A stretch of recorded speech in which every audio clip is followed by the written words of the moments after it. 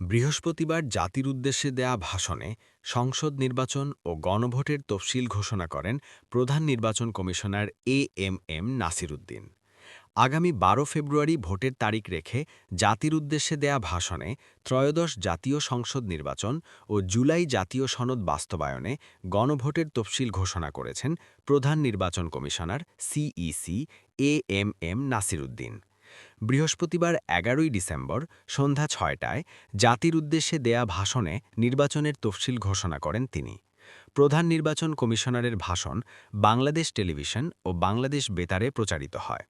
ছাত্র জনতার অভ্যুত্থানের মুখে গত বছরের ৫ই আগস্ট আওয়ামী লীগ সরকারের পতন হয়। ৮ই আগস্ট অধ্যাপক মোহাম্মদ ইউনূসের নেতৃত্বে অন্তর্বর্তী সরকার শপথ নেয়। অন্তর্বর্তী সরকার দায়িত্ব নেয়ার ১৬ মাসের মাথায় জাতীয় নির্বাচনের তফসিল ঘোষণা করল নির্বাচন কমিশন। নির্বাচনের তফসিল ঘোষণার আগের দিন বুধবার দুপুরে সিইসির নেতৃত্বে নির্বাচন কমিশনাররা বঙ্গভবনে রাষ্ট্রপতি মুহাম্মদ শাহাবুদ্দিনের সঙ্গে সাক্ষাৎ করেন।